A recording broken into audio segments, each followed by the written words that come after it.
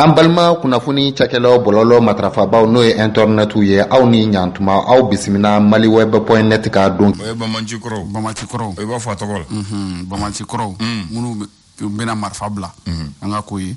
Olu kan ka na fara mun ye an ka finitigilakaw kan. Ka se ka baaraw kɛ cogoya mun na. Walasa Mali ale bɛ se ka a ka dugu bɛɛ lajɛlen ka se k'o bɛɛ minɛ k'a k'a sago ye. Ko waati fɔlɔ bɛna kɛ o cogoya la. Tako filanan ko baaraw bɛna kɛ san 2023 ka na san 2024 o kɔnɔna la a bila yan dɔɔni. Ni ne kɛra ɲɔgɔn ye tako filanan minnu kɛra dɔgɔkun tɛmɛnen na an ka jamana ɲɛmaaw fɛ. An bɛ to histoire kɔnɔ hali bi a bila ye ko mun kɛlen don an ka cɛmancɛ fanga mɔgɔw olu kɔni wulilen don k'u jɔ kosɛbɛ nin waati in kɔnɔna la ka kɛɲɛ i k'a fɔ mun ye an ka dufɛnw kɔni sɔngɔ yɛlɛli k'a fɔ ko ka wulikajɔ sabati ka maaw bila dugu kɔnɔ ka yaala ka maaw sɛgɛsɛgɛ kosɛbɛ maa minnu kɛlen don ka dɔ fara u ka dufɛn sɔngɔ kan ka sɔrɔ u ma a yamaruya sɔrɔ u bɛna wulikajɔ sabati walasa bɛɛ lajɛlen ka se ka lafiya dufɛnw olu ka se ka nɔgɔya cogoya minnu na i n'a fɔ sukoro tulu fo ka taa se malo ɲɔ a n'a a tɔ bɛɛ lajɛlen b'a bila yan dɛ. La Sentinelle ale ko di. Sentinelle kumana ko nin bɛ se ka kɛ kabako ko ye Mali ka lasigiden mun n'a kan ka taa mun ye États-Unis kaw fɛ kɛrɛnkɛrɛn n'o ye Washington district kɔnɔna ye n'o ye ambassadeur kura ye ko n'i ye baaraw jateminɛ mun ye États-Unis donc Washington olu kɔni ka kiiritigɛbaa ka ɲɛmaaba n'o ye cour supérieure du district de Columbia ye mun ye novembre kalo tile 17 san 2022 ne kaɲa 9 o waati mun ye Mali ka lasigiden ale kan ka baara o daminɛ ko nka ko ni ye a ta ka jateminɛ k'a lajɛ ni cɛba kofɔlen n'a ma baara yɛrɛ daminɛ ka ban ko a yiralen don k'a fɔ ko a welelen don bɔgɔ jeninen kan mun ye Américains fɛ ko yala ɲininkali bɛ kɛ nin cogoya in na ko nin ko in bɛ se ka kɛ cogoya jumɛn na ko yala ko nin bɛna kɛ mankan wɛrɛ ye tuguni wa ko ɲininkali tɔ min bɛ yen ko nka k'u n'a ko tɔ sɛgɛsɛgɛ ka ko ɲɛɲini k'a ɲɛdɔn k'a fɔ kun jumɛn na Mali ka lasigiden welelen don bɔgɔ jeninen k'a bila yan dɛ. L'alternance ale ko di. Alternance a bila yan dɛ ale kumana ni waati kɔni kɔnɔna la kɛrɛnkɛrɛnna mun ye docteur Choguel Kokala Mayiga n'ale an ka gouvernement ɲɛmaaba ye a yira k'a fɔ ni waati kɔnɔna la u ka jɛkulu min sigilen bɛ n'an ko a ma ko M5 RFP rassemblement du 5 juin a bila ye a ko cadre caman bɛ a ko kɔnɔna la olu kɔni bi u y'a yira k'a fɔ mun ye docteur Choguel Kokala Mayiga ko a ka baara taabolo kɔni k'a ma u diya ko ka kɛ ni mun ye ministre kɔrɔ Modibo Sidibe fo ka taa se ministre kɔrɔ Koniba Sidibe Mohamed Ali Bachili Madame Si Kayatuso Cheikh Oumar Sissoko ale ni kɛrɛnkɛrɛn ni waati kɔnɔna la olu kɔni ye mouvement kura kɔni bila sen kan ni waati na ko M5 RFP Mali kura ko ni baaraw jateminɛ k'a lajɛ k'a fɔ mun ye docteur Choguel Kokala Mayiga ni waati kɔni kɔnɔna la ko a fɛlen tɛ ko a fɛlen tɛ ko n'a ta bɛɛ ko u t'a dɔn k'a faamuya kun jumɛn na mun y'an ka cɛmancɛ fanga ɲɛmaaba n'o ye colonel Assimi Goïta ko ale kɛlen don k'a mara a bolokɔrɔ ni waati kɔni kɔnɔna la olu kɔni ka ɲaɲini ye nin waati in na ko k'a yira k'a fɔ ko M5 RFP olu maaw y'a yira k'a fɔ Choguel nin waati kɔni kɔnɔna la k'a tala ka a baara kɛ ka ɲɛ ko mun na docteur Choguel Kokala Mayiga a sinsinnen bɛ a sigiyɔrɔ in na ko n'a ma ɲɛ k'a fɔ ko maa b'a la k'a fɔ ko a ka baara ma ɲi ko a ka walan sɛmɛ a bila yan dɛ. N'a ma sinsin u b'a fili kɛrɛfɛ. L'indépendant a ko di. Indépendant ale fana kumana ni waati kɔni kɔnɔna la kɛrɛnkɛrɛnnen la Mali cɛmancɛ a n'a kɔrɔyan fan fɛ ko y'a jateminɛ an b'a fɔ mun ye maa caman maa 30 bɔɲɔngo olu kɔni bɔnɛna u ni na mun ye bamaci wale kɛbaw fɛ ka tɛmɛ ka kɛɲɛ ni mun ye Gawo sira fo ka na mun ye Menaka sira o fanfɛla la ko ni baaraw jateminɛ ka kɛɲɛ ni indépendant ka sɛbɛnni ye ko sɔrɔsi an ka finitigilaka maa 10 bɔɲɔngo ale ni dugudenw ale ni dugutigiw u caman kɔni bɔnɛna u ni na mun ye Tesita ale mara kɔnɔna la ko ka to yɔrɔ la mun ye kana mun ye an ka finitigilaka n'o ye polisiri 5 olu kɔni bɔnɛna u ni na 7 olu kɔni tunna nin waati in na kɛrɛnkɛrɛnnen an b'a fɔ mun ye Kuri ale mara o kɔnɔna la a bila yan dɔɔni donc ko n'i y'a jateminɛ sa hali bi indépendant kɔnɔ jɛkulu mun sigilen bɛ nin waati kɔni kɔnɔna la ka yira k'a fɔ mun ye candidat jaji ni bɛɛ lajɛlen ko a ma ko Amadu Sankare u kumana ale fana ka sigili ko o la mun ye Babaliba ale fana ye mandat d'arrêt mun taara ka ɲɛsin ale ma nin waati kɔni kɔnɔna la ale kɔni a yira k'a fɔ ko mandat in ko a kɛcogoya kɔni ma ɲɛ nin waati kɔnɔna la ko ni baaraw jateminɛ ko a ma lakodɔn k'a fɔ a ye ka lakodɔn k'a fɔ a ye ko a senɔ bɛ fɛn foyi la ni waati in na ko siratigɛ la ko mandamu talen don ka ɲɛsin a ma ni waati in na ko a kɛcogoya kɔni ko a ma ɲɛ Ablaye. Ayiwa ni ye jumɛn le républicain Alexis Mousebe. Le républicain ale kumana ni waati kɔni kɔnɔna la ka kɛɲɛ ni kɛrɛnkɛrɛnnenya la ko n'a ma ɲɛ an kan ka taa kalafili la san nataw kɔnɔna la ko kalafili kan ka kɛ ko kama sɔrɔ ko a ka ɲɛ ko mun ye an ka gouvernement ɲɛmaaba ko premier ministre kan ka kɛ yen ko kan ka kɛ premier ministre ye ko bɛɛ lajɛlen ka danaya bɛ premier ministre min kan premier ministre kan ka kɛ ko a tɛ parti politique la a tɛ société civile la a tɛ foyi la a da tɛ foyi la ko premier ministre de kan ka ta ka sigi walasa ka se ka kalafili kɛ ka a ɲɛ cogoya minnu na Abdoulaye. Politicien dans Bouto Yorobolo. Le reporter ale fana kumana ka yira k'a fɔ ni waati kɔni kɔnɔna la ko ni baro jateminɛ ko an ka sariya gafe kura ko bɛ kɛrɛnkɛrɛnnenya la mun ye Mali kura o fana ko fɔ ko ni baro jateminɛ k'a lajɛ ko une nouvelle constitution un nouveau Mali ko ka to reporter kɔnɔ hali bi kɛrɛnkɛrɛnnenya la k'a fɔ min ye Bamakɔ ni waati kɔni kɔnɔna la Ablaye ko bagabaga talen don ka ɲɛsin Bamakɔ ma ko ka kɛɲɛ ni banbaci walemaw olu ka laseliw ye ni waati kɔni kɔnɔna la ko Bamakɔ ko maaw kan k'i kɔlɔsi kosɛbɛ an ka taamaw la an ka dongabaw la ani jamamayɔrɔw la kosɛbɛ ko maaw kan k'i kɔlɔsi ko kama sɔrɔ ko dugu kɔni ni waati kɔnɔna la ko a bagabagalen don Abdoulaye Andane. Janto yɔrɔ la ɲɔgɔn tɛ o kɔrɔ ko ka ɲi o kɔrɔ ka ɲi mɔgɔ kana i tiɲɛ ni sigalen don i b'i sɛgɛsɛgɛli kɛ n'i ye maa ye mun dɔn a ɲɛɲini i ka fɔ fama ye o dɔn don an yɛrɛ kan ka kɛ sɔrɔdasi sisan ni waati nin na bɛɛ sɔrɔdasi ye koyi ni ko gɛlɛyara ni jamana bɛ kɛlɛ la ayi dɔw b'a fɔ an ka sira tɛ ni jamana bɛ kɛlɛ la voilà bɛɛ y'i ka sɔrɔdasi ye dɛ ko n'i ta minɛ i ka sigi ɲɔgɔn bugu la n'i sigilen don k'a fɔ a kungo don n'a bɔra a bɛ s'i ma ani m'o fɔ Ablaye o ta ye o ayiwa tubarikala parce que bugu nɔrɔlen bɛ ɲɔgɔn na i b'a kɛ jamana kungo i t'a k'i kelen kungo ye voilà o don fo mɔgɔ ko faamu o cogo la o don faso ko don faso ko ye yɛrɛ ko ye yɛrɛ ko tulonkɛ t'o la voilà Suleiman Kulibali Abdoulaye Andane ko faso ni a sigilen don ale ka jɔnjɔn n'a ka tuloma de kan faso tuloma ni faso jɔnnen ni faso taamasiyɛn n'a taamasira i b'o dɔn a taamasiyɛn n'a taamasira taamasiyɛn a n'a taamasira taamasiyɛn ni taamasira an ka imu im b'a la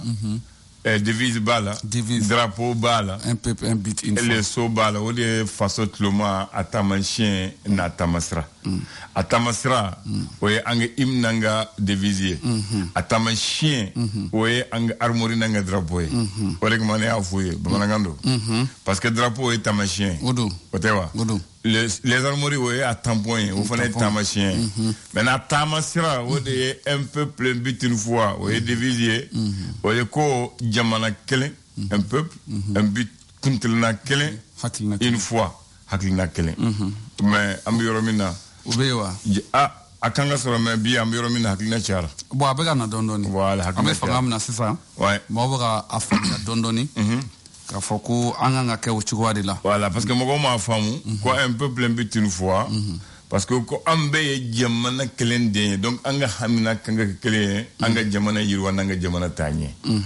ka jamana kɔrɔsi ka jamana tɔbɔtɔ ka jamana kɛ hɛrɛ sɔrɔ ni jamana ye hɛrɛ sɔrɔ bɛɛ b'a sɔrɔ o de ye un peuple ye an bɛɛ ye kelen ye mun na parce que an bɛɛ ye maliyɛn an tɔgɔ ye maliyɛn an bɛɛ wololen de an bangera Mali dugukolo de kan an bɛɛ tɛ siya kelen ye mais an bɛ ɲɔgɔn furu an bɛ ɲɔgɔn taama an bɛ kɛ kelen ye a kɔrɔ de wo ye an kana taa yɔrɔ jan un but ni maliyɛn kɔni an bɛ ŋaniya ye jumɛn o ko comme kulu min bɛ ji kan ko mɔgɔ min b'a kɔnɔ u bɛɛ hakili ye jumɛn ye u bɛɛ ŋaniya kelen ba tigɛ ko ɲuman voilà donc jamana ka sabati ka ba sigi bɛɛ ka hɛrɛ sɔrɔ an ka kɛ lafiya la bɛɛ ka bɛɛ bonya bɛɛ ka bɛɛ gasi sigi o de tun ɲinina d'anw fɛ maintenant un peuple un but maintenant une fois c'est quoi an bɛɛ ŋaniya a hakili ka kɛ kelen ye Ablaye kɔni bɛɛ ŋaniya tɛ se ka kɛ kelen ye dɛ non n'a fɔra bɛɛ caman ko don sa ni fanga ni jama bɛ yɔrɔ min na o ko don sinon bɛɛ tɛ se hali ala bɛɛ bɛ kɛ ala fɛ hali jama yɛrɛ bɛ yɔrɔ min kuma in fɔ kun y'o ye voilà hali ala bɛɛ bɛ kɛ ala fɛ mais ni jama fan bɛ yɔrɔ min na e kan ka taa o yɔrɔ de la bɛɛ kan ka taa yen bɛɛ kan ka taa o jama bɛɛ ko jeka foye damuye jeka bara ɲɔgɔn mado la fana akundo we jama be hiri ka taa yɔrɔ dɔ la voilà ka sɔrɔ u be jama bɛɛ hakilina fana tɛ tiɲɛ k'a fɔ mɔgɔw ye faso baara ye comme bɔgɔ baara de bɔgɔ baara ale ni di baara tɛ kelen faso baara ye bɔgɔ baara n'i ye bɔgɔ baara ka ban n'i y'a nɔni ka ban ni tilala i b'i tɛgɛ fila ko ka jusi mais n'i ye di baara ni tilala i b'i tɛgɛ nɛɛmu yanni ka ko maa dɔ bɛ yen olu tɛ di dun a bilɛ voilà o fana b'u tɛgɛ ko ayi bamanankan don maa si t'i tɛgɛ ko n'i ye di n'i ma i b'a maa min tɛ di fɛ dun i ni kɔni b'a la voilà donc o de ye fa b'a fɛ k'o de o de ye an ka devise ye maintenant ko an ka fasa jamana fasa jamana jɔnjɔn bɛ yen o ye drapeau ye drapeau kɔrɔ di an ka n'a bɛ yɔrɔ o yɔrɔ jamanaw cɛla an kan k'a dɔn an kan k'a dɔn k'a bonya k'a kɔrɔta k'a yanga k'a fifa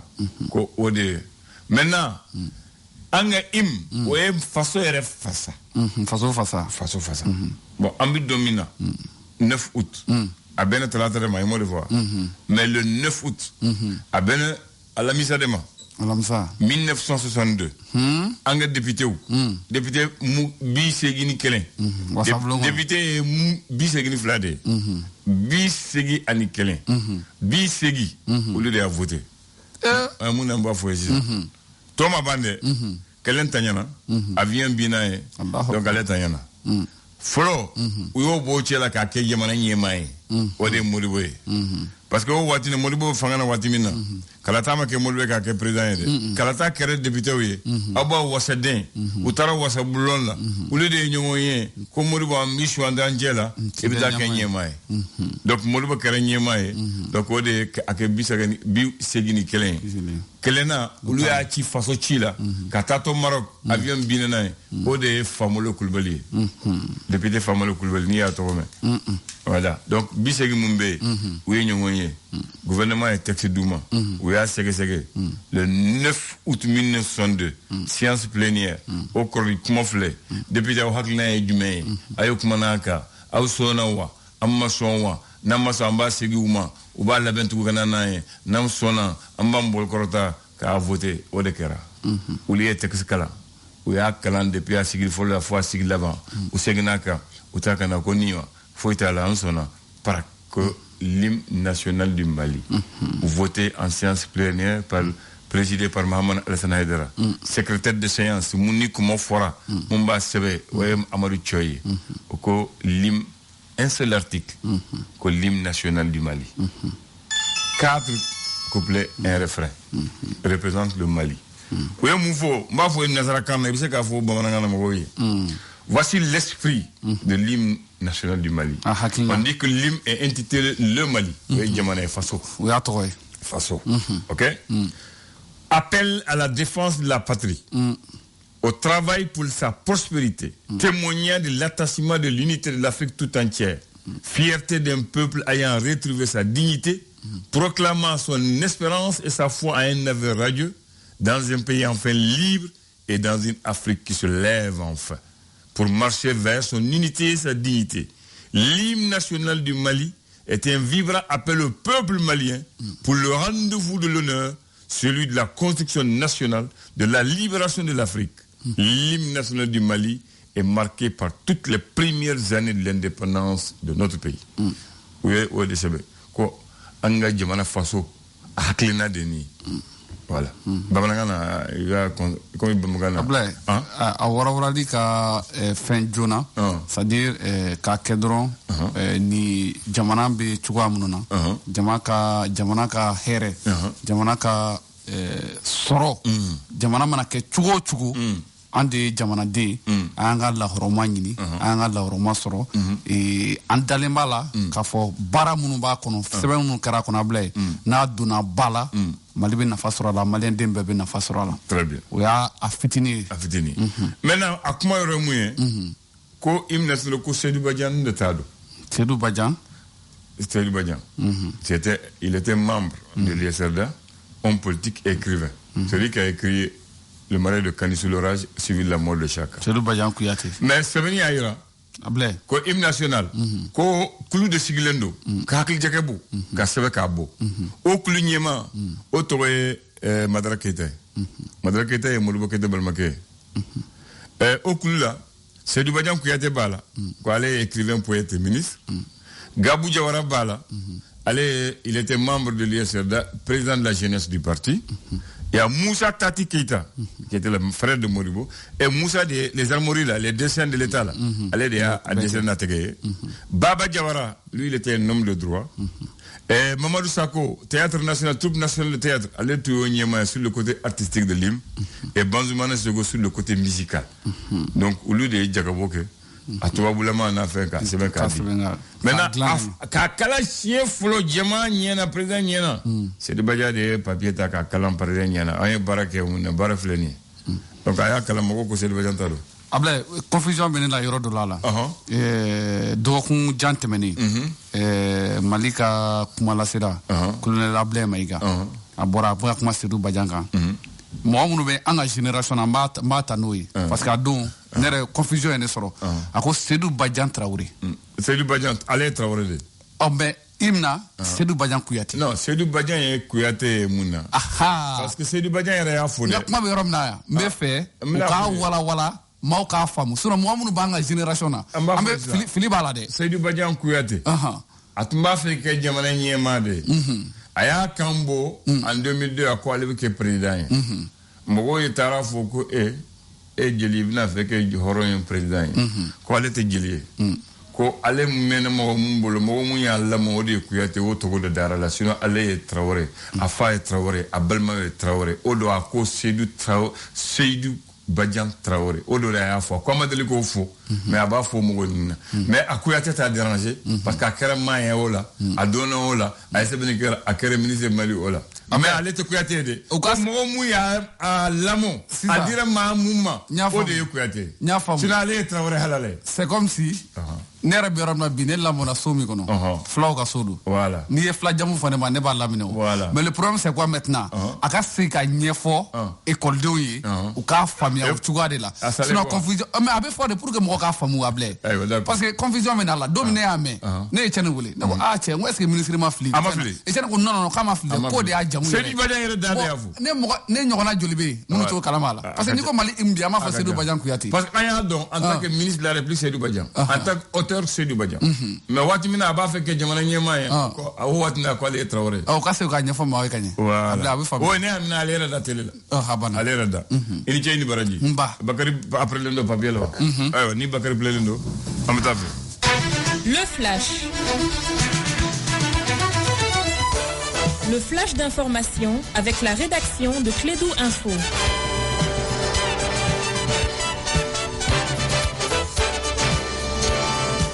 Bien, on va donner la parole à Bakary Cissé de ce groupe, le Flash de 9h. Oui, merci Abdoulaye et bonjour à toutes et à tous. Bienvenue à ces flashs d'information. Le gouvernement du Mali vient d'annoncer une nouvelle mesure suite à son constat selon lequel il y a une hausse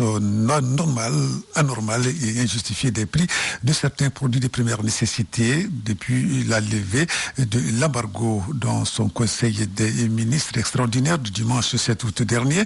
Il a décidé de réaffecter les quantités subventionnées ou non exécutées donc au cordon douanier représentant au moins 1 mois et demi de consommation. Donc une affaire à suivre. Sur un autre plan, l'attaque terroriste de cet site, bilan provisoire donc communiqué par les FAMA, 17 militaires, donc 4 civils tués, 9 militaires portés disparus et 7 assaillants abattus, plusieurs dégâts matériels. Voilà donc c'est un communiqué du bilan provisoire annoncé par les FAMA. Sur un autre plan, les mouvements à Yeraouleton debout sur les remparts exigent le départ de l'aménagement du sol malien avant le 22 septembre prochain, date anniversaire de l'indépendance de notre pays. Le Mali s'est réjoui de l'intérêt qu'accorde le président algérien à la relation entre Alger et Bamako, a indiqué dimanche dernier le ministre des Affaires étrangères de la coopération internationale malien Abdoulaye Diop, soulignant que son pays pays souhaite que l'Algérie continue d'avoir un rôle moteur au Mali. Nous allons parler sport, cette fois-ci afro-basketball. Les équipes maliennes, en tout cas, se battent très bien à Madagascar. Hier, chez les filles d'abord, les filles sont qualifiées pour les quarts de finale à l'issue de la troisième et dernière journée en battant les pays hôtes sous le score de 87 à 40. Le Mali donc est qualifié pour les quarts de finale et va jouer à 17h demain. Ça sera contre la Guinée de Conakry. Et puis chez les garçons, cette fois-ci, pas de surprise également, les garçons avec leur troisième victoire sur 4 matchs joués et donc ils ont battu la Guinée sur le score de 74 à 39. Ils joueront également les quarts de finale de cette compétition et ça sera donc le jeudi prochain. Donc pour ces quarts de finale, le Mali jouera contre le Bénin et le deuxième match opposera la Guinée qui sera opposé donc à Madagascar. Ce sera donc le mercredi prochain. Voilà, donc nous souhaitons tout simplement bonne chance à nos équipes nationales, Abdoulaye. Voilà, c'est tout pour ces flags d'information. Merci de l'avoir suivi et retrouvez la rédaction d'à moins d'une heure pour d'autres infos sur notre antenne Radio Clédou 101.10 à Bamako. Merci de l'avoir présenté sur l'ensemble des réseaux à travers le monde et n'oublions pas la page Clédou aussi, l'application et la page Facebook. Agréable journée à vous tous, que Dieu bénisse le Mali. aw tulo garisɛgɛ kɛra kunnafoni la kumaba minnu ye maliweb.net sanfɛla la o de ye nin ye ni ala ma an ka jɔnya jɔn an na a kan an bɛɛ kunnafoni wɛrɛ